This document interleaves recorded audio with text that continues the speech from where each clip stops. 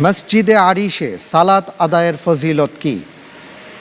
ক, একটি ওমরার সওয়াব। খ, বদরের শহীদদের সওয়াব। গ, 100টি গুনাহ মাফ হয়। ঘ, বিশেষ কোনো ফজিলত নেই। জি, এর উত্তর হিসেবে আমি বেছে নিচ্ছি গ, বিশেষ কোনো ফজিলত নেই। বিশেষ কোনো ফজিলত নেই।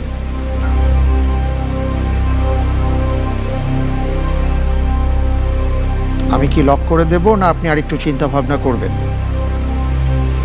লক করে দিন ইনশাআল্লাহ। তাই জি, ফ্রিজ করে দেওয়া হোক ঘ, বিশেষ কোনো ফজিলত নেই। আপনার এই উত্তরটি